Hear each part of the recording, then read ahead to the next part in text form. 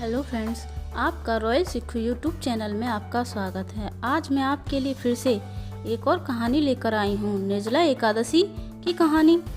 श्री भीमसेन बोले, हे पितामह, भ्राता युधिष्ठिर, माता कुंती, द्रौपदी, अर्जुन, नकुल, सहदेव आदि एकादशी के दिन व्रत करते हैं और मुझसे एकादशी के दिन अन्न खाने को मना करते हैं।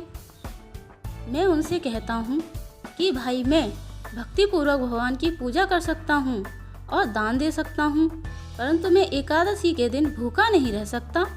इस पर व्यास जी बोले, हे भीमसेन, यदि तुम नरक बुरा और स्वर्ग को अच्छा समझते हो तो प्रत्येक मास की दोनों एकादशियों को अन्न न खाया करो। इस पर भीमसेन बोले, हे पितामह, मैं आपसे पहले ही कह चुका हूँ कि मैं एक दिन एक समय भी भोजन किए बिना नहीं रह सकता।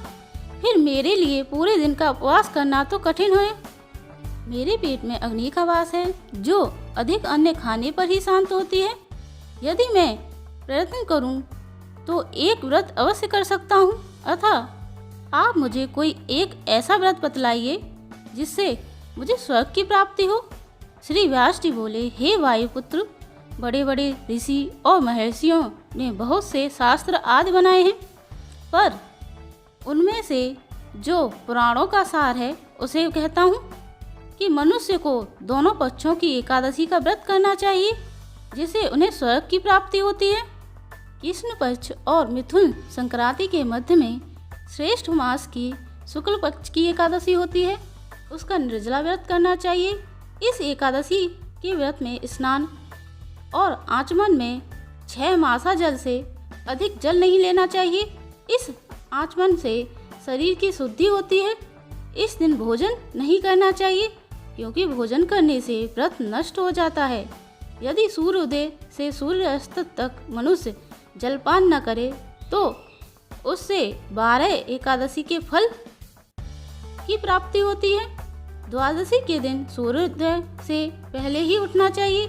इसके पश्चात भूखे ब्राह्मणों को भोजन कराना चाहिए। तत्पश्चात स्वयं भोजन करना चाहिए।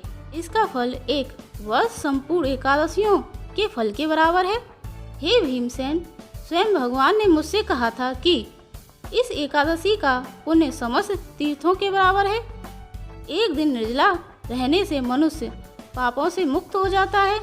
जो मनुष्य निर्जला एकादशी का व्रत करते हैं उनको मृत्यु के समान भयानक यमदूत नहीं दिखते।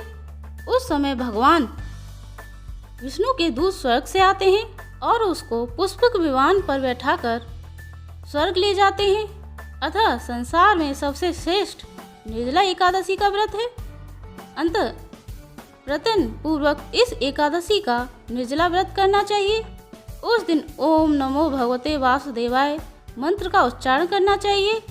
व्यास जी के ऐसे वचन सुनकर उसने निर्जला व्रत किया। इस निर्जला एकादशी के व्रत से मनुष्य विष्णु लोक को जाता है। जो मनुष्य इस दिन अन्न खाते हैं उसे चांडाल समझना चाहिए। वे अंत समय नरक में जाते हैं। ब्रह्म हत्यारे, मद्यपान करने वाले, चोरी करने वाले, गुरु से देश करने वाले, असत्य बोलने वाले इस व्रत को करने से स्वर्ग को जाते हैं। हे कुंती, जो पुरुष या स्त्री इस व्रत को श्रद्धापूर्वक करते हैं उनके निम्न कर्तव्य हैं।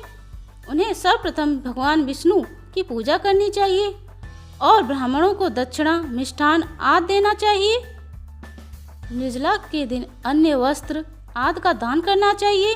जो मनुष्य इस कथा को प्रेम पूर्वक सुनते व पढ़ते हैं उनको स्वर्ग की प्राप्ति होती है। ओम हरि वासुदेवाय नमः। ओम हरि वासुदेवाय नमः। ओम नमो भगवते वासुदेवाय। ओम नमो भगवते वासुदेवाय। आपको हमारी कहानी कैसी लगी कमेंट करके बताएं और ऐसी ही अलौकिक कहानी सुनने के लिए मेरे चैनल को सब्सक्राइब करें। Thank you.